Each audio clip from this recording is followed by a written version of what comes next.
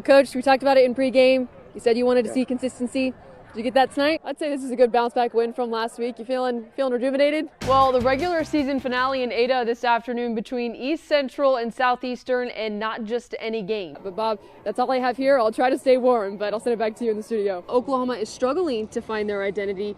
Meanwhile, Texas, I think they found it today, and Coach Stark talked about it in postgame. Now that Quinn Ewers is back, it's able to open up the field more. If they won the game tonight, then I would put this beautiful little hat on here. So and she'd wear it all day long. All day, all night long. Go Dogs, all right? Well, who would have thought 2 weeks could feel so long, and no better time to be back in action than for America's Game of the Week. What do we think the final score is going to be? Anybody? 21-14 us. Ooh, we got a low scoring. Congrats on the win. We appreciate it. Davis, that's all we have here. Back to you. Right here through Norris Field at East Central University. And there's nothing better than a good Cinderella story. The Tushka Tigers have embodied that this entire season. So much history with this program, 17 state championships. Whitesboro gets the job done once again for their second straight year in a thriller. 31-27. And as we know with the rivalry, records, who's the better team, it's really just all thrown out the window. Dixon head coach Matt Suffel said it best. This is like the SEC of Oklahoma high school football, coming off their best postseason finish in school history and trying to build that momentum into this season. And well, so far, so good. That was a heck of a game from you guys. I want you to talk about your defense because that was fun to watch.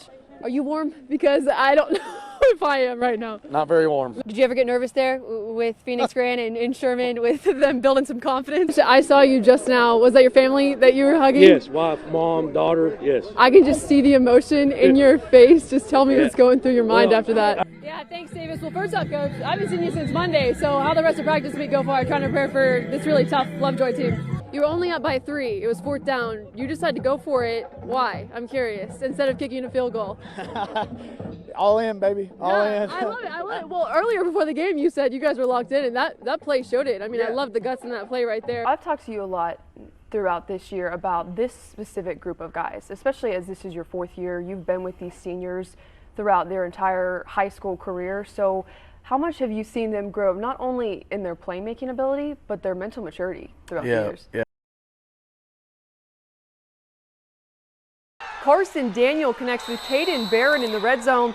There's tough, and then there's Caden Barron tough. Clear face mask here, but shakes it off for the touchdown. Ringling edges out Walters 28-22. SGA really can do it all. Thunder up by 5 in the 3rd, and they'll turn up the heat, up by 16.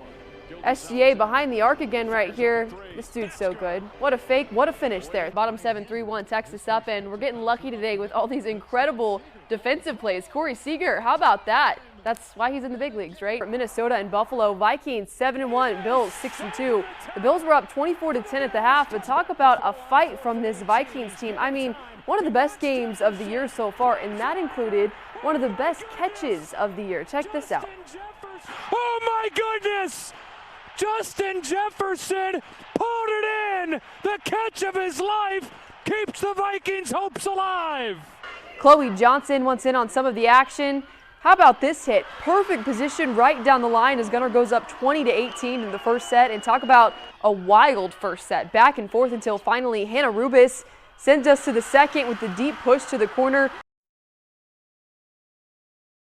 That's right. We have preseason newcomer of the year, UCF transfer Dylan Gabriel, and I know Venables is excited to see what he can bring to the table. He has quite an arm on him, but we'll have to see how he handles it in the Big 12 and the competition that he'll have to face. What are some keys tonight for, let's start with Sherman. Yeah, so you talked about it in the 5 a little bit. Sherman's bringing back a lot of experience. You have quarterback and Yale commit, Phoenix Grant under center, and running back Caleb Thompson. The question is, how are they going to match up against this Denison defense? You know, you can't overlook a 4-star recruit in Kenyon Kelly.